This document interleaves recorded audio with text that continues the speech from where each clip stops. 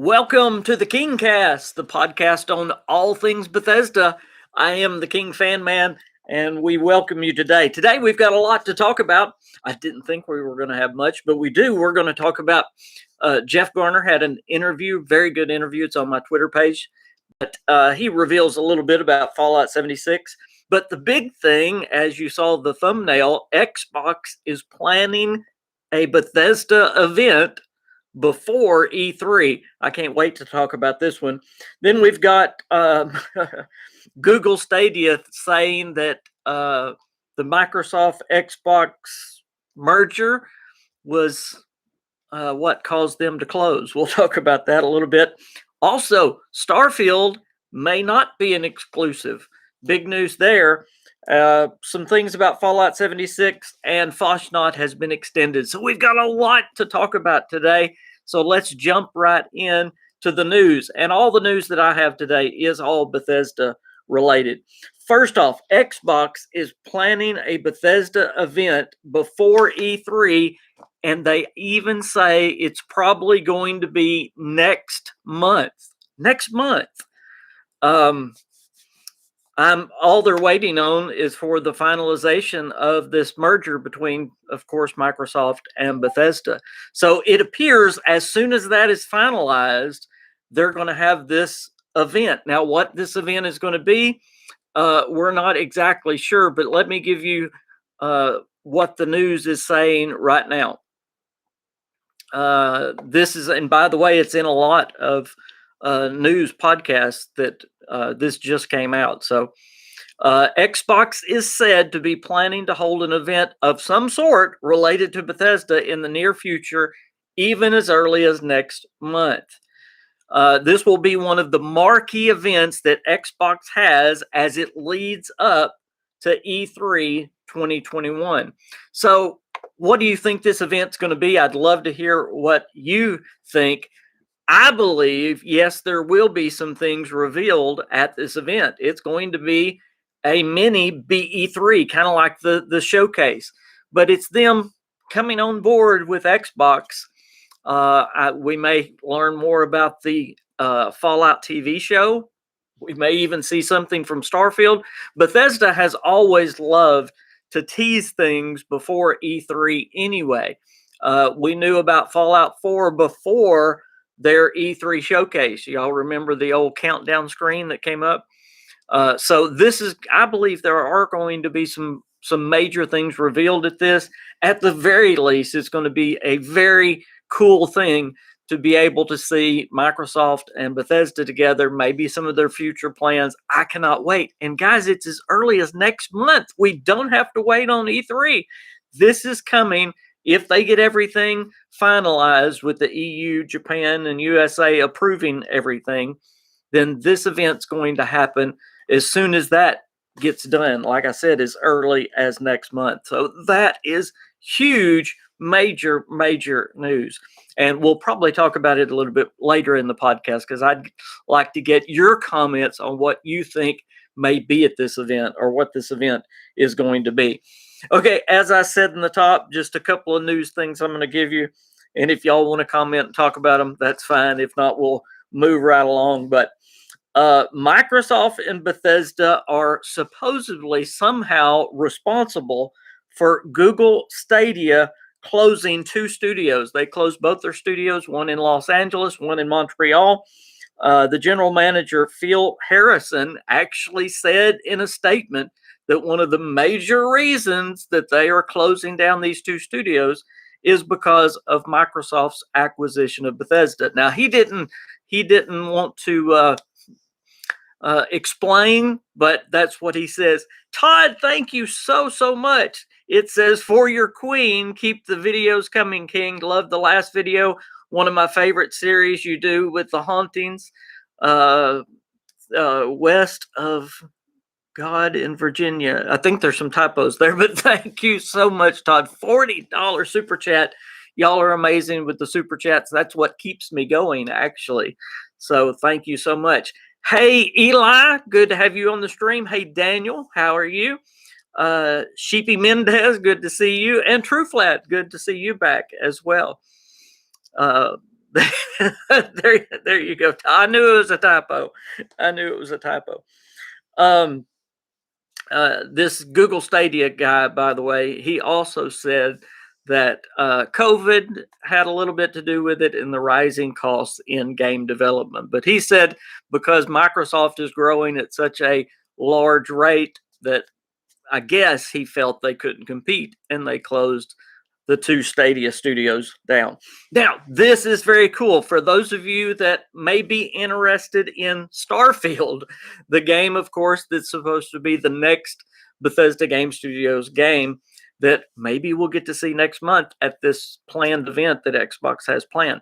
But the good news that came out this week is that, and by the way, there's nothing coming from Xbox or Bethesda, but this is what an insider game developer said. He believes that everything that is in development right now for Bethesda, meaning Starfield, number one, that they've already been working on a PlayStation version, and they don't believe at all that it will be an exclusive. Let's see if I've got that. Yeah, right here, I've got the guy's statement. He says, the studios were already in development cycle. This is a message that Microsoft communicates all the time. In other words, this is something that Microsoft has done in the past. They are not going to suddenly stop the development of the PlayStation version, for example. And he, of course, this was in an interview that he did. And this guy is the developer at Playground Games. But so he's an insider in the gaming industry, knows what's going on. So he says, wow, this might be pretty good, not evidence, but a pretty good indication that Starfield, for one, will not be an exclusive. And I know that has worried some of you and me as well. Vampire Sage is here. What's up? Greetings from Louisiana. I hope Louisiana is not as cold and snowy as it is here in Arkansas. Todd says, where is Dom? Yep, Starfield was mentioned. Are they going to have full cross-play anytime soon? I'm glad you asked that, Todd, because Jeff Garner actually addressed that in his interview. And I have known for a long time this is something they want. This is something they have even been working on and working toward. And he does acknowledge that in the interview that, yes, that is something on their radar, on their map. But sadly, here's the bad news, it's not coming up soon. He said the main reason is that there would be a lot of work to get it done. And right now, they would rather put out new content than basically have this big pause in the game content for working on crossplay. So, and I don't know, y'all tell me what you would rather. Would you rather them spend months on getting crossplay done or the new content that's coming? I think they have a philosophy, as most games of a service have a philosophy, that you live and die with new content. In other words, if you don't have new content coming out, the game's going to start dying. And I hear that all the time. There's nothing left to do in Fallout 76. I don't believe that, by the way, because I play it every day. But I do understand, meaning they've done all the quests, and so they're wanting new content. But the good news is, Todd, that crossplay is on their radar. It is something they desperately want to do. It's just when they get the time and manpower to do it. Now, I will say this, and this is not something Todd Jeff Garner said in this interview, but this is something that I have known at least for since the launch of Fallout 76. One of the big holdbacks to crossplay has been Sony. Sony just didn't want it. In fact, if you remember, Bethesda took off their card game, the Elder Scrolls card game, from Sony, took it away from them because they didn't want to do crossplay. So possibly, and remember, this interview with Jeff Garner was done before the Microsoft announcement, so that's a big key. After Bethesda and Microsoft join, we might get PC and Xbox crossplay way before we get PS4. So sad news for you, you PS4 people, but Xbox and PC, I can see that crossplay coming sooner than any other. True Flat says absolutely no crossplay on 76. Todd says I would rather have the new content. I have a feeling there is a lot more content coming. Yes, by the way, that's another thing that Jeff Garner said on this interview. And by the way, if y'all want to listen to the interview, it's like the second or third thing on my Twitter page. You can find it there. I retweeted it for you. But he said there 2021. Now this interview was done before the new year, so it was done back in December. But he says the year 2021 for the Fallout 76 team is all lined up. It's all, in other words, they've already got it all planned out. In fact, he kind of hinted that even beyond 2021, they have it planned out. And in his exact words, he says it is stacked full of content. Now, is that him just being, a hype man? Or I would say that it probably is, because we've gotten pretty consistent content since the start of the game. The only delay in content was when they had to switch to putting in NPCs, because that's what the community wanted. There was a gap in content there. But if you think about it, up through like the Sheep Squatch content line, we were getting a lot of content. Okay, let me catch up with this. True Flat says, why would they know they have a problem with hackers and cheaters on the PC world and allow them to come to consoles? That's a very good point, True Flat, and probably one of the holdbacks to crossplay as well. Yeah. Todd says more specific in Fallout 76. Would rather have crossplay with PlayStation. Yeah. Don't forget to hit that like button. Thank you. Call of Duty did crossplay and it ruined the game. Well, and that may be one of the reasons they're pushing the brakes on it. They keep saying they want it. It's down the line, but I believe that would be an absolute problem. I can see that 100%. Jeremy says, I think I shared the interview on the King's Corner Discord. Great. I'll tell y'all right now, if you're not on our Discord, please go on over there. And if y'all ever have, this is something I've never said to y'all, but I figured you knew it. If you ever have any information you'd like to share with me, put it there on the Discord channel. I mean, y'all are welcome to message me on Twitter or anything else. But if you get some news or something that is fresh and exciting, post it there on the Discord for everyone to see, and I'll see it as well. That's what Discord is there for. And by the way, my link to Discord is in the description of this video, just like it is in every video. So, I mentioned at the first of the podcast, but didn't go into detail. If you haven't heard the Fasnacht song enough, it has been extended. The event Fasnacht has been extended all the way through next Thursday. That is Thursday the 25th. So 5 more days the Fasnacht is going to be going on. And, I've heard a lot of people griping about the Fasnacht, and I understand. I've been doing it for days, and I've gotten one rare mask. But let me encourage you.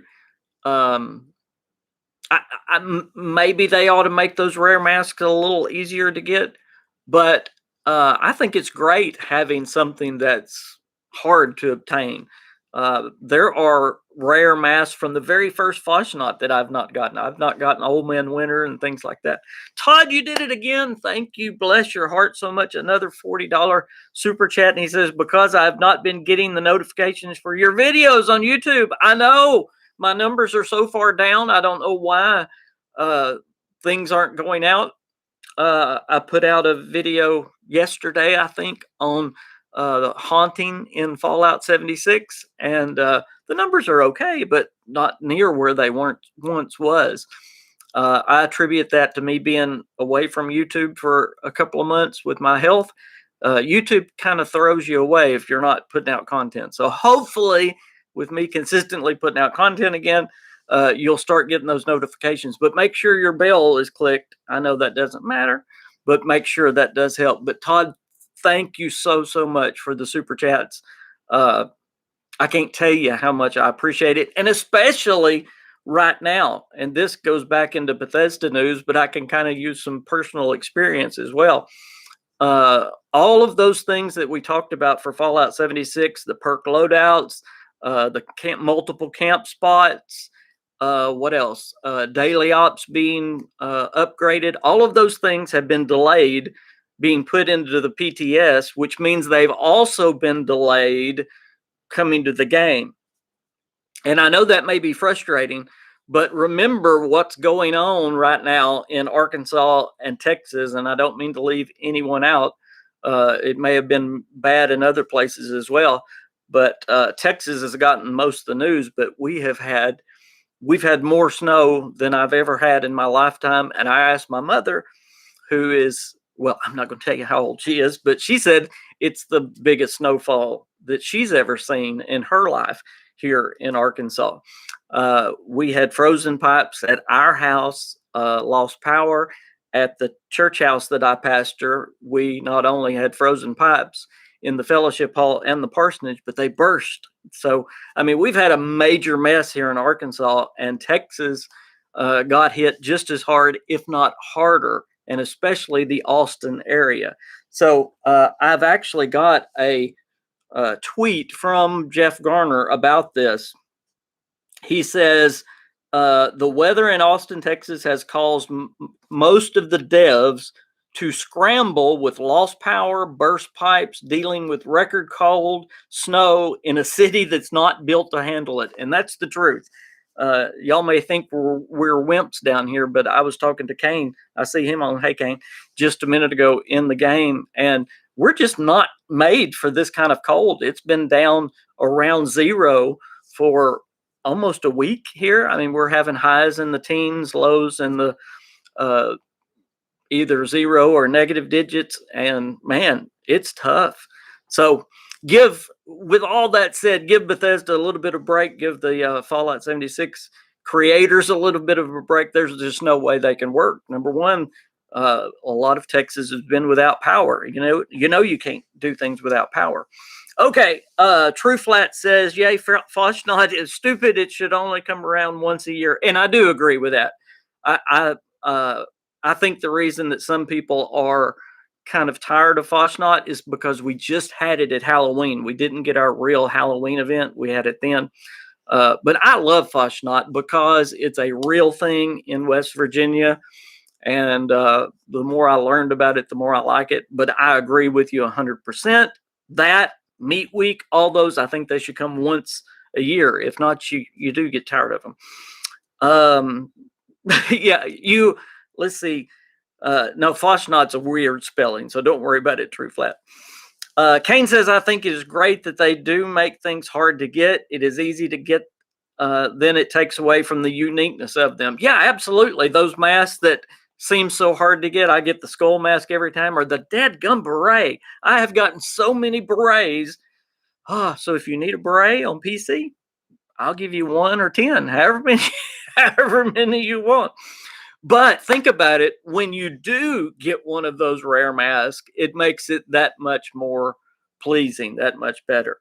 If everybody got one, then it wouldn't be that big of a deal. So let's see. Todd says, wow, thumbs are not working well, LOL. Yeah, y'all hit that like button, please. There's 30 people on. That's another thing, by the way, that YouTube looks at when you comment on my videos and like the videos. That's why every YouTuber says at the first of their video, be sure and hit that like button and comment down below, because that makes the algorithm pick up your video more often.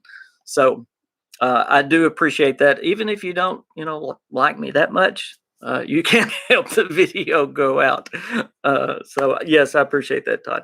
Jefferson says, we finally had a whole day of electricity here in San Antonio. Finally getting to play. Bless your heart. Isn't that, wow, San Antonio, way down south. I love San Antonio. I think we talked about it last week on the KingCast. I go through San Antonio all the time on my way down to Del Rio and into Mexico. And even Del Rio, Texas, getting snow. It's just crazy. But so glad you've got power back. I've sure been praying for those that are without power. Let's see, Renrut. Hey, Renrut, good afternoon. Welcome to the KingCast. Kane says cold is hard to deal with when you're not used to getting it. I live in the Northeast, but I came from the Southwest, so no, it's tough to deal with when it happens. Yeah.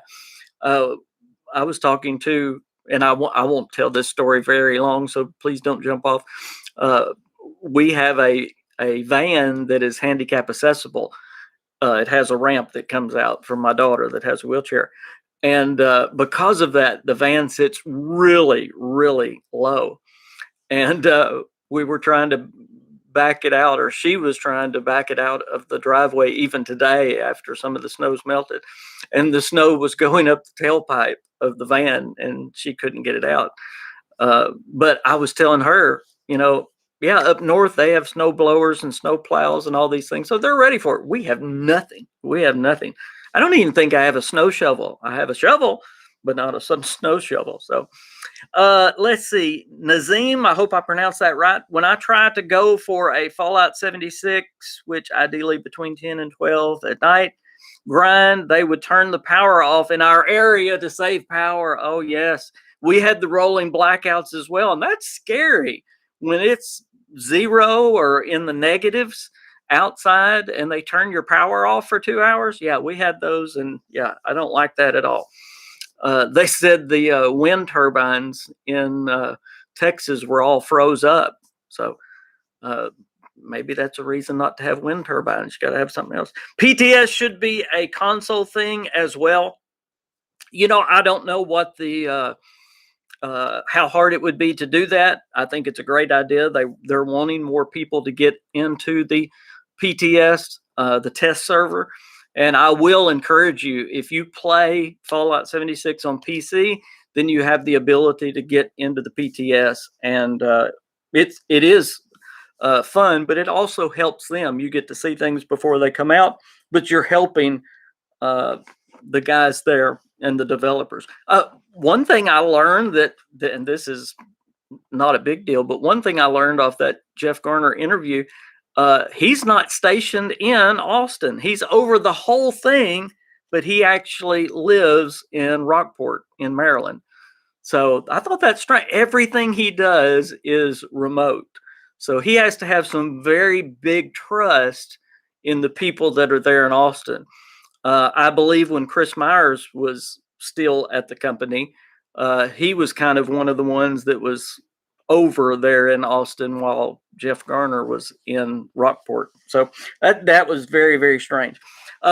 If you are just getting on the podcast and missed, and I want to mention this a couple of times, there is a game developer that put out a statement saying that he does not believe that the next games coming for Bethesda will be Xbox exclusives based on what Xbox has done in the past, meaning the games that are currently in development or were in development before the purchase of the company, they will not be exclusives. Now, that's just coming from a gaming insider.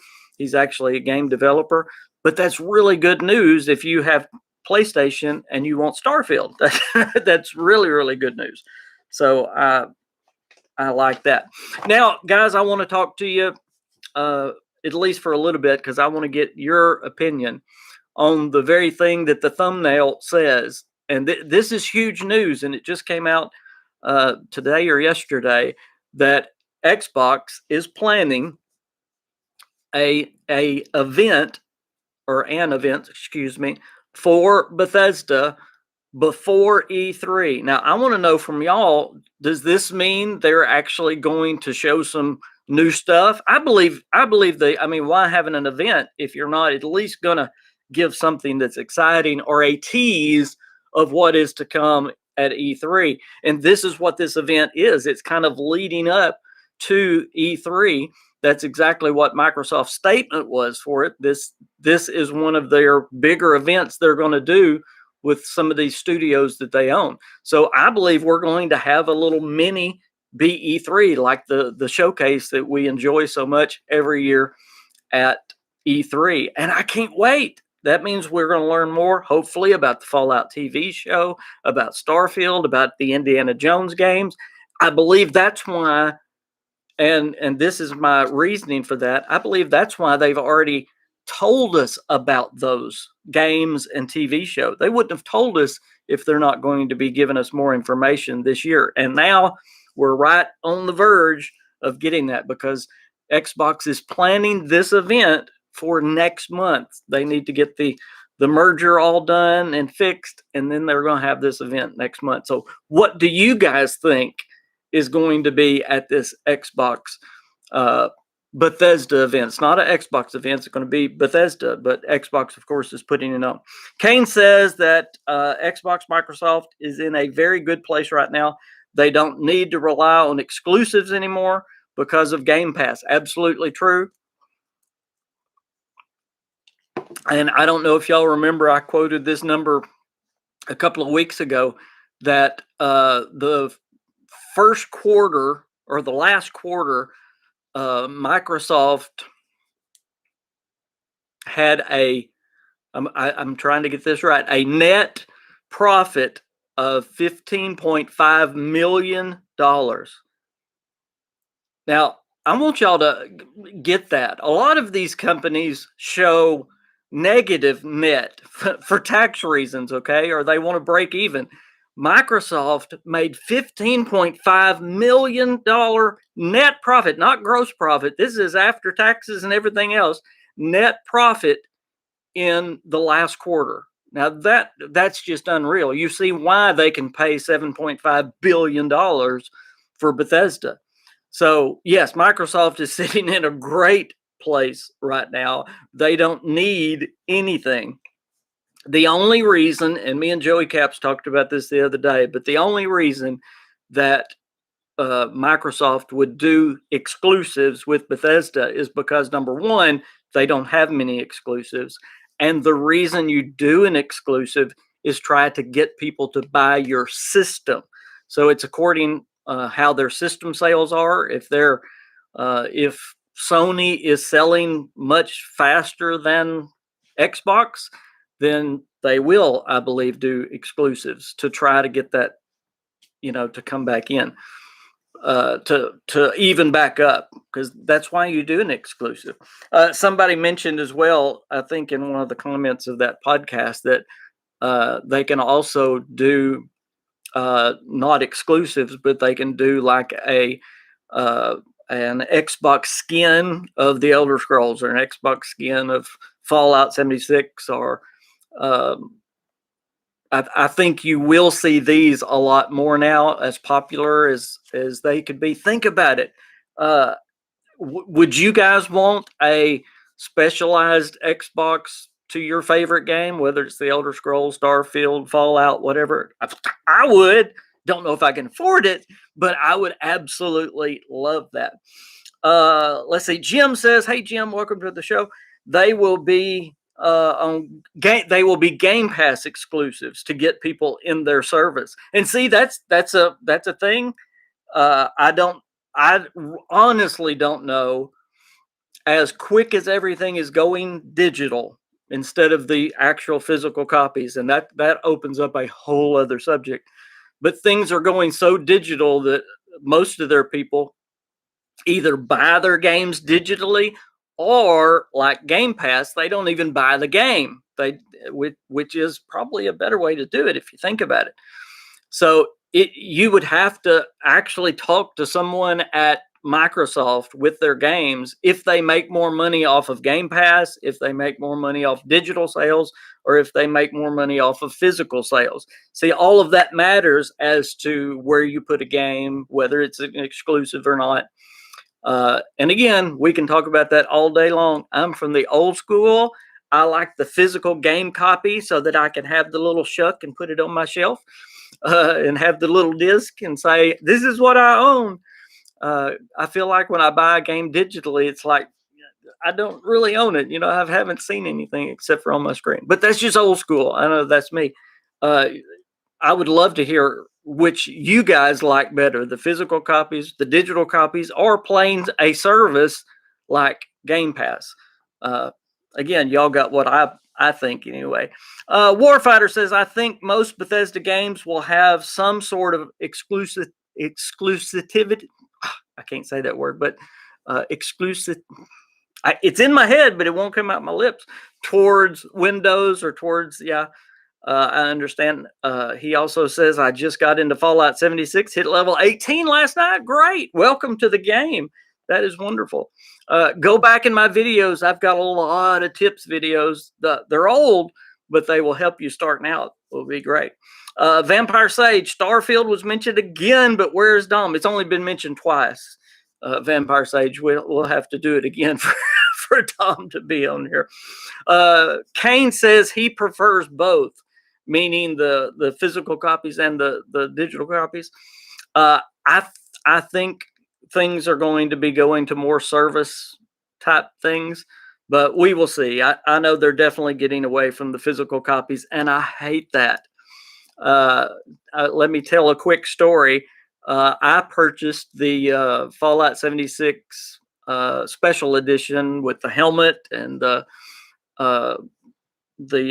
has the Tricentennial steel box with it. I mean, it had all this stuff.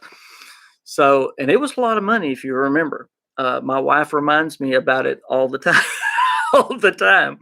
But when I got it, I was really excited. I didn't care about the nylon bag. In fact, I'd never turned my bag back in for a canvas bag.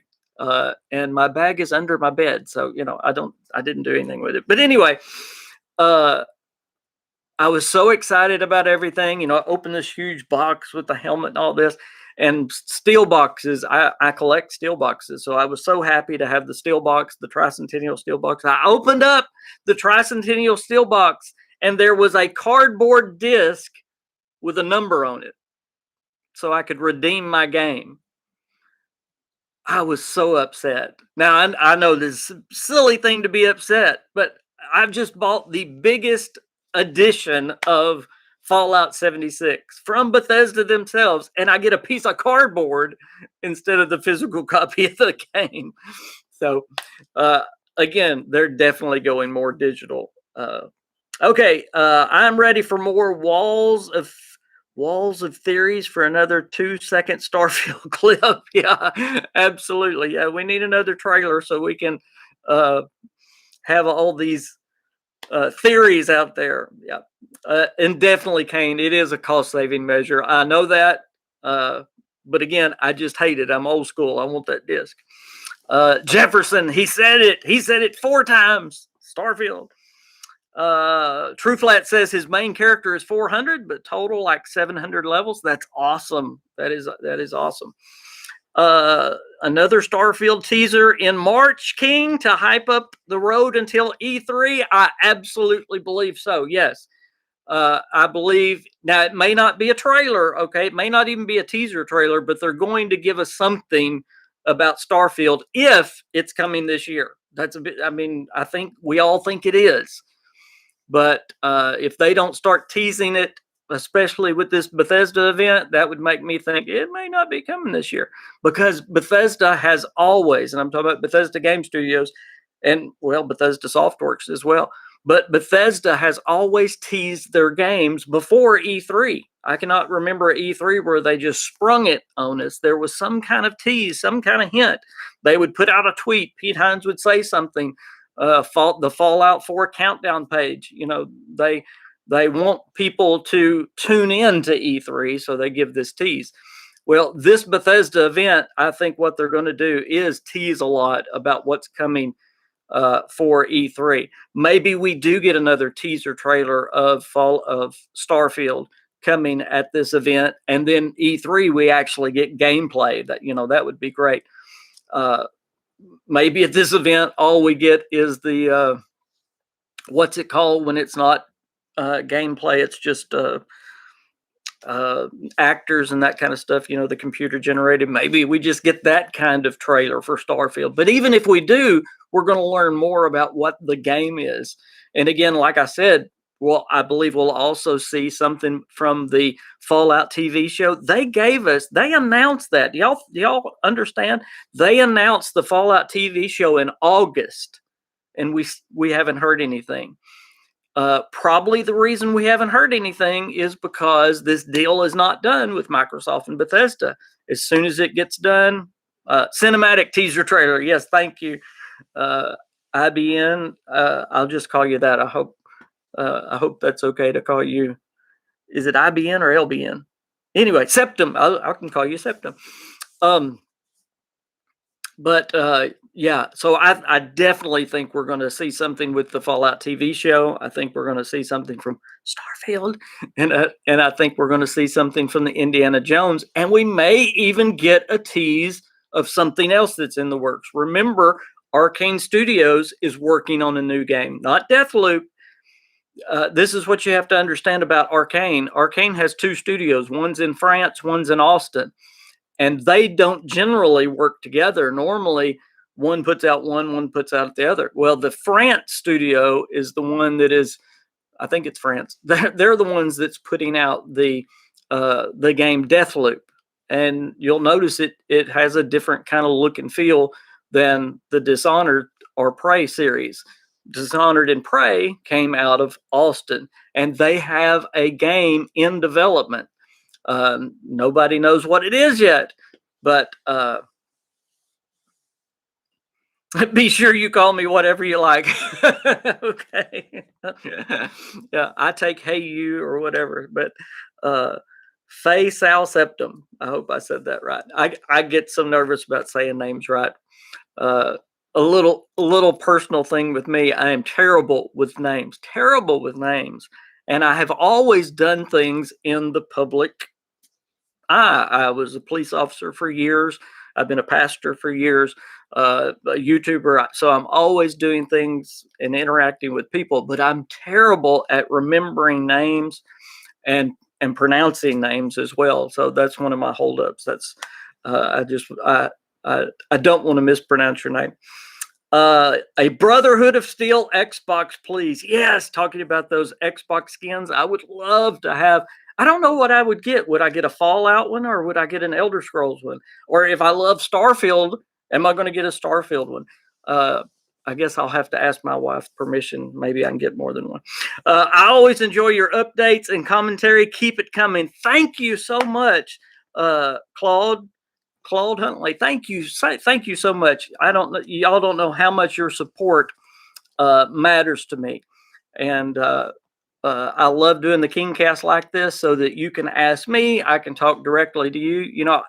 Everything that I just gave you, I could have made 6 news videos on it, okay? And made more money and got more views and all that. But I would rather do it like this, where you can see me live. You get to know my personality a little bit, and I get to interact with my community. And I think we've built a very good community here on the KingFanMan channel. We're over 11,500 strong now. And I just appreciate y'all so much. Very, very much. Well, guys, that's all the main news that I wanted to cover today. So always here toward the end of the podcast, we open it up. If you have any questions about anything I covered or anything else that's going on in the news, in gaming, or as I told you before, I can also talk about Elvis and a few other things. But if you have any questions here at the end of the podcast, please tell them to me. Again, remember, Fasnacht has been extended. The PTS, all those new things, the perk loadouts, all those wonderful things that we're waiting on, it's been delayed because of the snow in Texas around Austin. And then, of course, the huge event news. I haven't heard that anywhere, by the way. I got that off of through Xbox. I hadn't seen it on YouTube yet that Bethesda's planning this event for next month. So you got it here first, which is really cool. Warfighter says, I prefer the digital copies. It keeps the old it keeps the old lady happy. That's true. Now my wife does gripe about all the CDs and movies and albums and games and everything we have sitting around. So yeah, I definitely understand that. Thank you very much. Absolutely, yes. Um, by the way, let me, while I'm waiting on a question or two, I want to ask you the question that I get asked all the time. If you had to give your favorite Fallout game, what would it be? And I say right off the bat, I love them all. They all have great strengths. They all have their own weaknesses as well. But we just did a podcast on this. I did it with three other guys, three other YouTubers. You can see that on Joey Cap's channel coming out soon. But I was the only one that voted my way, and I want to hear from you guys. If you had to say your favorite, and it's very hard for me to say my favorite because I love them all. Every time I start playing, uh, whether it's 4, 3, New Vegas, even 1 and 2, I love them all. But I'll go ahead and tell y'all my answer. And believe it or not, I was the only one that gave this answer. Fallout New Vegas is my favorite. John says Fallout 4. Love Fallout 4. Love the building. Love the better gunplay. All that. So Fallout 4 is great. The original Fallout or Fallout 4, Claude says. Let me tell you why Fallout New Vegas is my favorite. And it's close, don't get me wrong. Again, I love them all.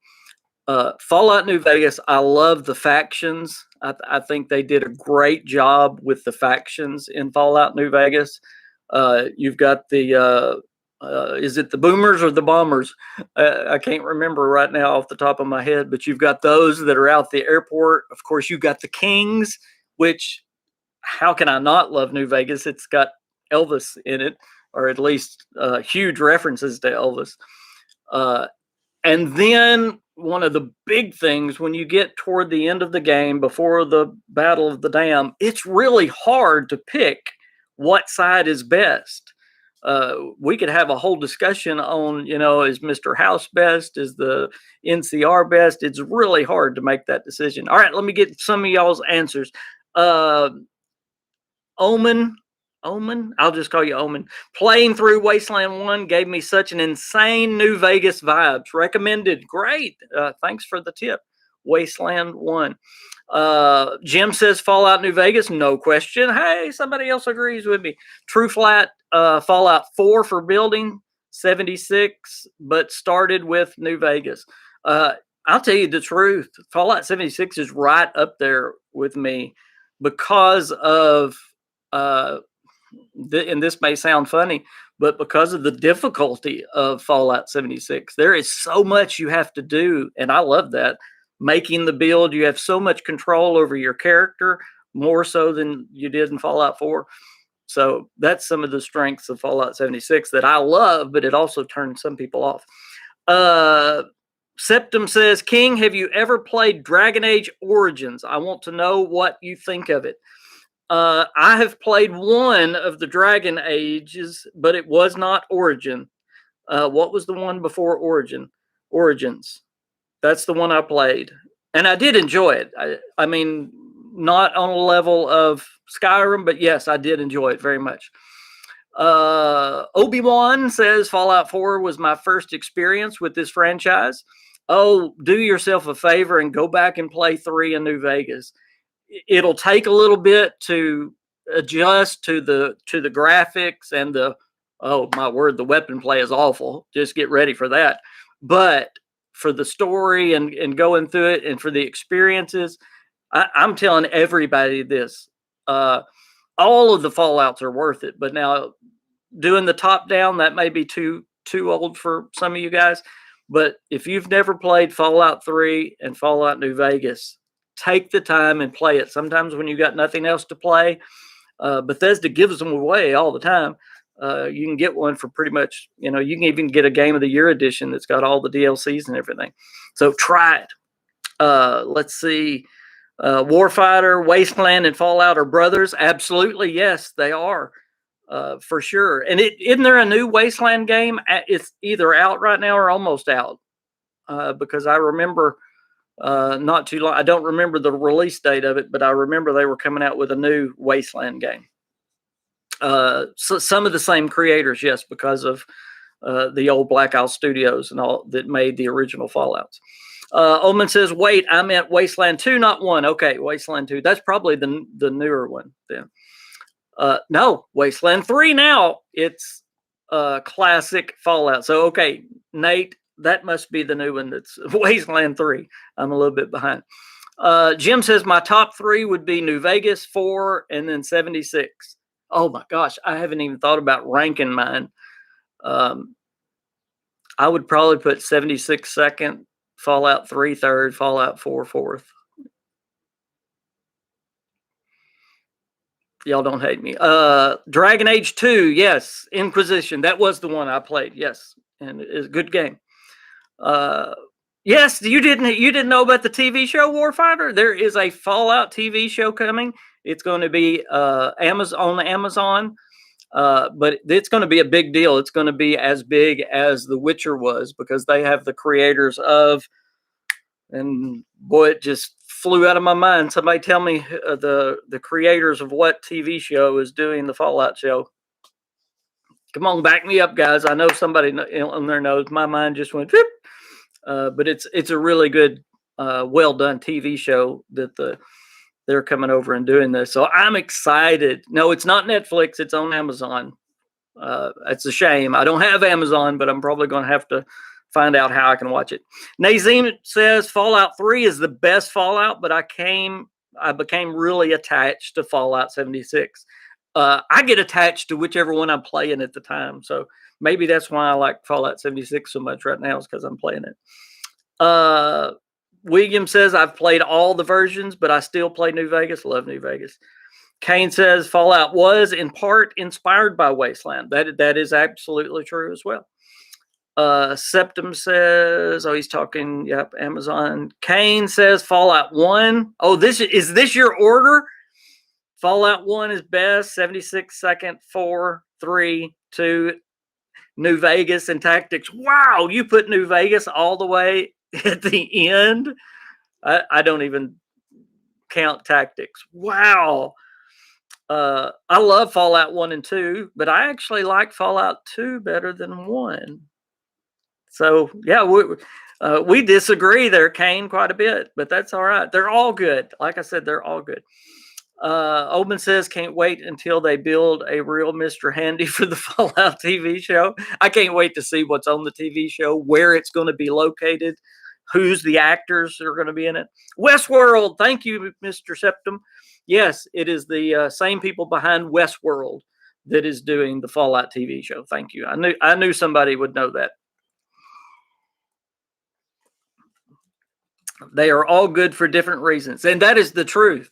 That is the truth. Very quickly, they all have strengths, which also makes them all have weaknesses.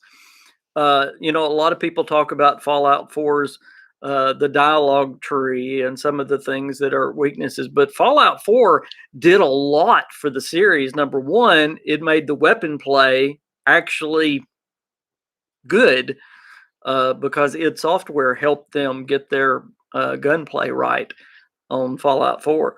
The building that they put in, the settlement building, and I know some people don't like it, but a lot of people really like it. I love the settlement building. I actually liked it more in Fallout 4 than I do 76. I don't know why. I just did it more in Fallout 4. But yeah, every one of them has strengths and weaknesses. New Vegas, like I said, the factions are great. The choice and consequence is outstanding because Obsidian was doing that. But yet the world was a lot weaker than a Bethesda world, in my opinion, for New Vegas. Fallout 3, the world is incredible. I love the world in Fallout 3. But again, that gunplay is horrible if you're going backwards. But I love the feel of Fallout 3. And I actually got Fallout 3 vibes and some New Vegas vibes when 76 first came out. Fallout 3 actually feels like an atomic blast has happened and the world's decimated. It's just, and that's kind of how it felt when Fallout 76 first came out, that the world was decimated. Let's see. Nazim says New Vegas was so good. I played it through 3 times, but I always followed Caesar. See, when I get to the end, that is one of the toughest choices to make. Who are you going to side with? Because none of them are great. Not a one of them, whether it's the NCR, whether it's the robot, whatever the robot guy's name is, can't remember him. Mr. House. I actually went with Mr. House the first time, and then I killed Mr. House the second time. But anyway, great game, great game. All of them are good. Y'all please hit that like button again. We have actually come to the end of the podcast. Wow, that went so fast. I want to thank Todd again for the super chats. Y'all, those helped me so much. And if you would like to really be a partner of this channel, you can also become a Patreon, and that link is also down in the description below. Be sure to follow me on Twitter. That's where I put out most of my information on the channel. And y'all, if you haven't watched my latest video on a true Fallout haunting, then y'all go please check that out as well. I hope y'all have a great rest of your weekend. Hope you have a very blessed Sunday if the Lord gives us tomorrow. Thank y'all for being here today. I appreciate y'all more than you know. I'm the KingFanMan. I'll see you later.